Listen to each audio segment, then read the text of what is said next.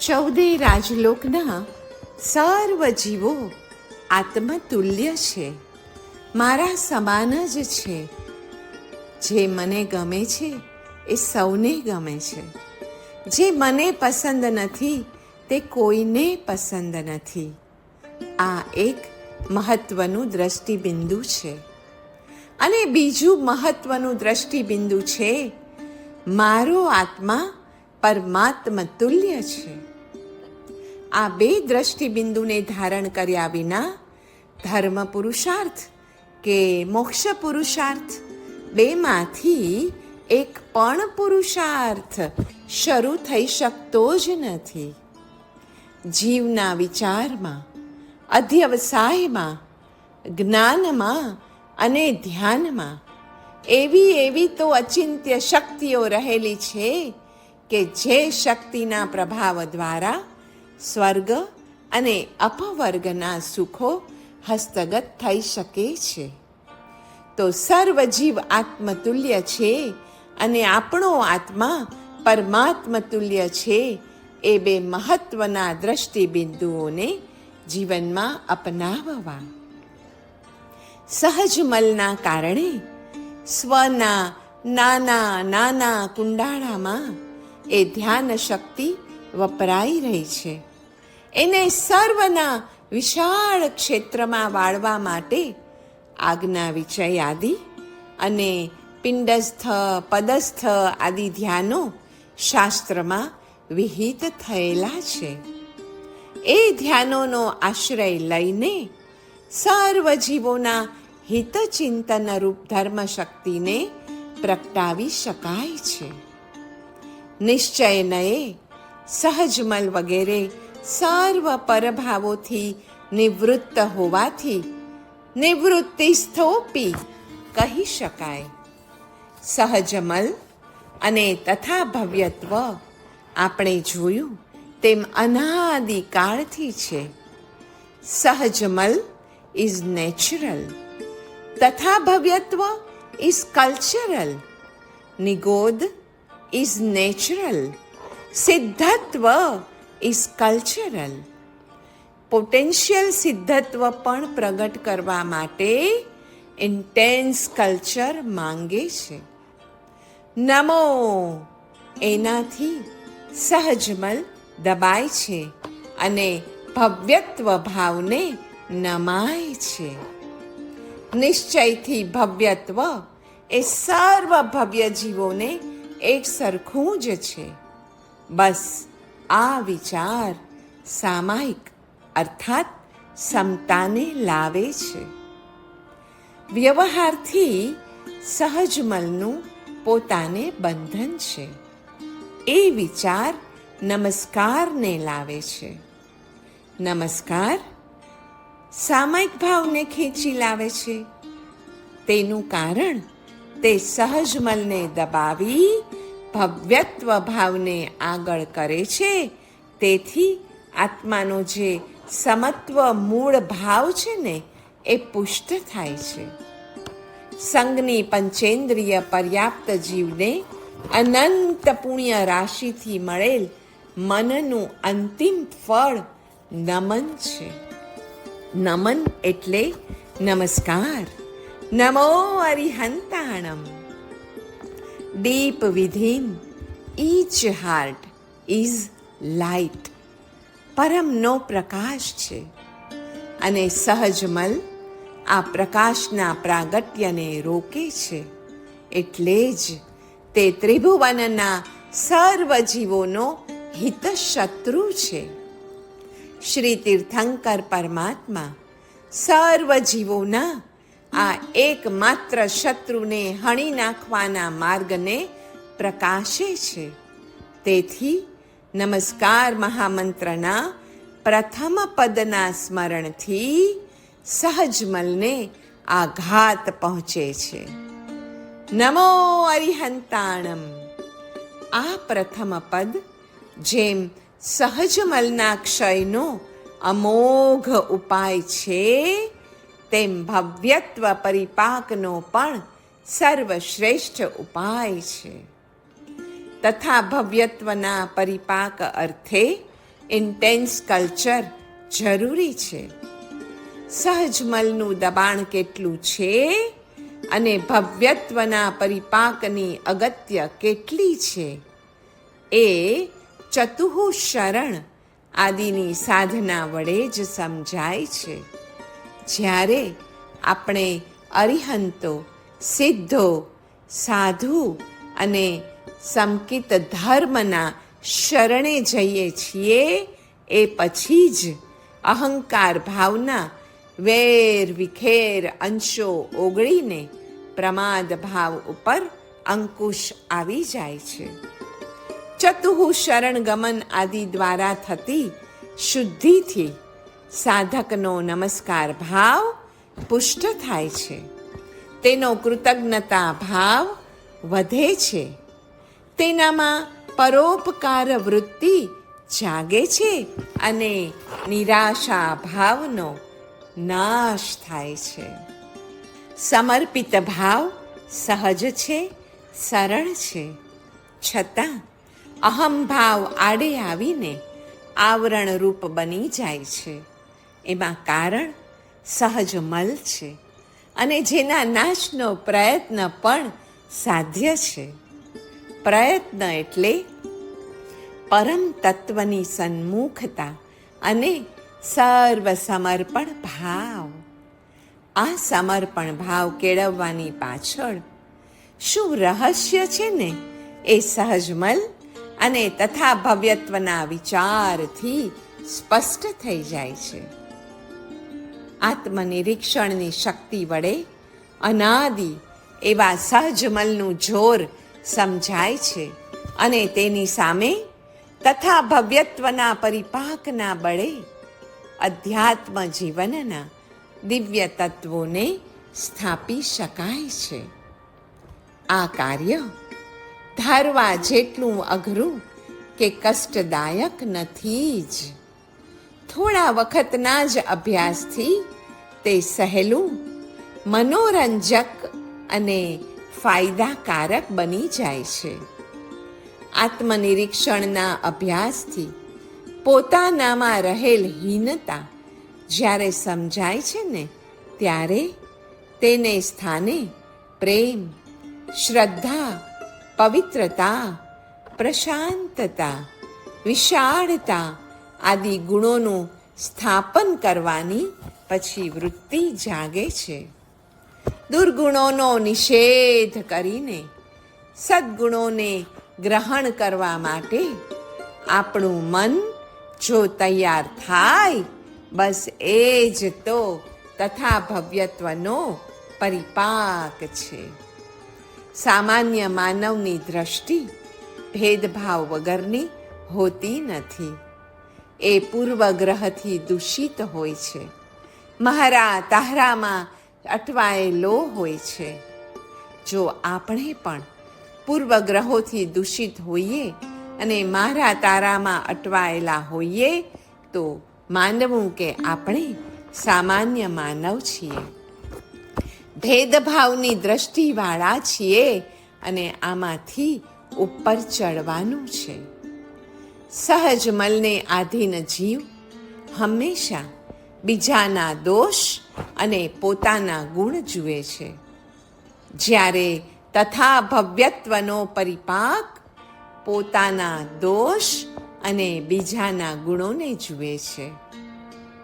બીજાના ગુણ જોવા એટલે નમસ્કાર તથા ભવ્યત્વનો પરિપાક. બીજાના દોષ જોવા એટલે અહંકાર, સહજમલનો પરિપાક. અહંકાર ભાવમાં મિસયુઝ થતી સોલ એનર્જી નમસ્કાર ભાવમાં જ સાર્થક થાય છે અને એટલે જ સહજમલ ઘટીને ભવ્યત્વ પાકે છે. સહજમલ અહંકાર ભાવ, અજ્ઞાન અને મિથ્યાત્વનું મૂળ છે. સહજમલથી કર્મનો સંબંધ થાય છે અને ભવનું ભ્રમણ વધે છે. સહજમલ એ વર્તુળ છે, એક સર્કલ છે અને ભવ્યત્વ એ સ્પાઇરલ છે. એક છે સેલ્ફ સેન્ટર્ડ અને બીજું છે ઓલ સેન્ટર્ડ.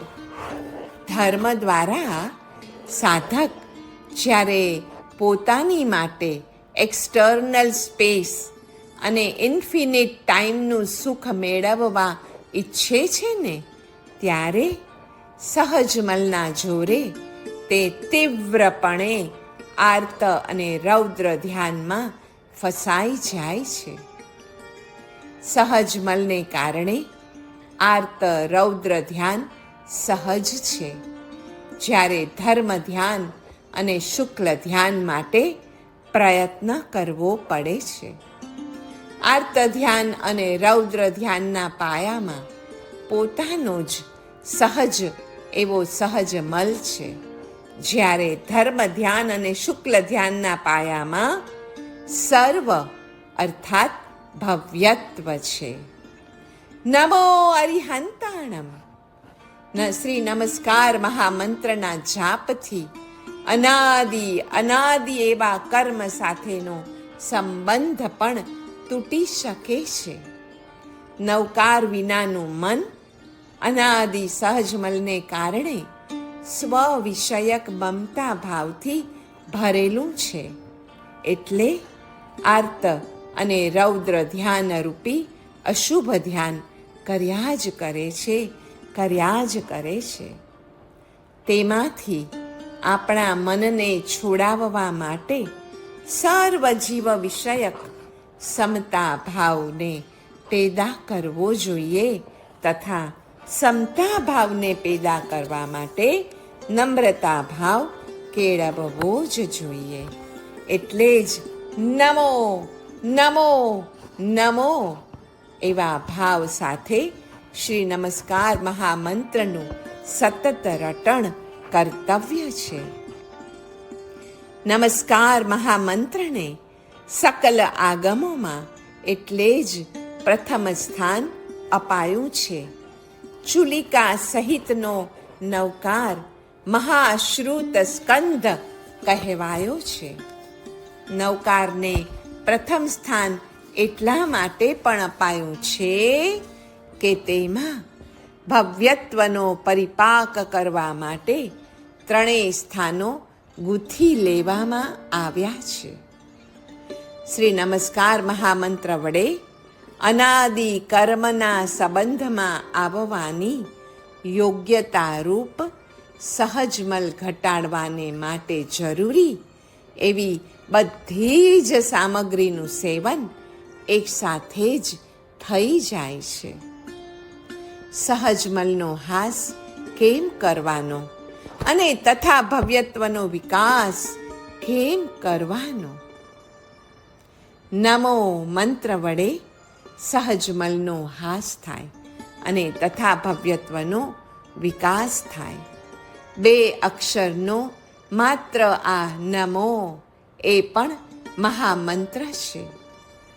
સહજમલનો હાસ અસદ આલંબનોનો ત્યાગ માંગે છે અને ભવ્યત્વનો વિકાસ સદ આલંબનોનો સ્વીકાર માંગે છે. અસદ આલંબનોના ત્યાગ સિવાય સદ આલંબનોનું સેવન કોઈ પણ રીતે ગુણસ્થાનકની વૃદ્ધિ કરાવી શકે નહીં. એ પ્રમાણે સદ આલંબનોના સ્વીકાર વિના જ કેવળ અસદ આલંબનોનો ત્યાગ પણ સ્વકાર્યકારી થઈ શકે નહીં. અભ્યાસ અને વૈરાગ્ય અથવા જ્ઞાન અને ક્રિયા ઉભયની જેમ અસતનો ત્યાગ અને સદનો સ્વીકાર એકસાથે જ જીવનમાં જરૂરી છે. સહજમલ આપણામાં ઘટ્યો કે નહીં એ જોવા માટે 3 લક્ષણો બતાવ્યા છે. દુઃખિતેષુ દયાત્યંતમ અદ્વેષો ગુણવત્સુ ચ ઔચિત્યા સેવનમ ચૈવ સર્વત્રૈવા વિશેષતઃ. અર્થાત દુઃખી પ્રત્યે અત્યંત દયા, ગુણવાન જીવો પ્રત્યે અદ્વેષ અને સર્વ જીવો પ્રત્યે સમાનપણે ઔચિત્યનું સેવન કરવું. જો આ 3 થાય તો માનવું કે સહજમલ હવે આપણામાં ઘટવાનું શરૂ થયું છે. આ દુનિયાના, આ જગતના પૂતગલો ગ્રાહ્ય સ્વભાવવાળા છે, જ્યારે આત્મા સહજમલને કારણે જ ગ્રહણ સ્વભાવવાળો બને છે. જો કર્મના સ્વભાવમાં પૂતગલ ગ્રાહકતા ના હોય તો કર્મનો સંબંધ ઘટે નહીં, અને જો તથા ભવ્યત્વનું વૈચિત્ર્ય ન હોય તો તીર્થ સિદ્ધા અને અતીર્થ સિદ્ધા એવા ભેદો પડે નહીં. એ રીતે ભવ અને ભવ વિગમમાં કારણભૂત તરીકે પરિણામી આત્મા વાસ્તવ કર્મ અને તથા ભવ્યત્વ આદિની વિચિત્રતા માનવી જ જોઈએ. બંધ હેતુ જીવનો સહજ મલ છે, અને મુક્તિ હેતુ એ જીવનું વિચિત્ર એવું તથા ભવ્યત્વ છે. સ્વાર્થનો વિચાર દુષ્કૃતરૂપ હોવાથી તેની નિંદા એ સહજમલનો હાસ કરે છે, અને પરમાર્થનો વિચાર સુકૃતરૂપ હોવાથી તેની અનુમોદના એ તથા ભવ્યત્વ ભાવનો વિકાસ કરે છે. દુષ્કૃત એટલે સ્વાર્થનો વિચાર અને સુકૃત એટલે પરમાર્થનો વિચાર. સુકૃત અથવા દુષ્કૃતને વાણી અને વર્તનમાં લાવનાર સૌ પ્રથમ કોઈ હોય તો એ વિચાર છે. તેથી વિચાર એ જ છેવટે સુકૃત અને દુષ્કૃત બંનેનું મૂળ છે. સહજમલની અપેક્ષાએ સંસાર પણ હેય છે, છોડવા યોગ્ય છે, કિંતુ કર્મોના ઉદયથી પ્રાપ્ત થયેલ આ શરીર, આ સ્વજનો વગેરેની અપેક્ષાએ તે છોડવા યોગ્ય નથી, હેય નથી, કેમ કે તે સંયોગો સહજમલનો નાશ કરવામાં સહાયક પણ થઈ શકે છે. પૂર્વબદ્ધ કર્મના ઉદયથી મળતા શુભ અને અશુભ બનાવો પણ જો હેય એટલે કે ત્યાગને યોગ્ય માનવામાં આવે તો તે આર્ત ધ્યાન અને રૌદ્ર ધ્યાનનું પણ કારણ બની શકે. કથનચિત ઉપાદેય માનવામાં આવે તો ધર્મ અને શુક્લનું કારણ બની શકે. પંચ પરમેષ્ઠીના શરણગમનની ક્રિયા ભવની પરંપરાના હેતુરૂપ સહજમલનો નાશ કરે છે.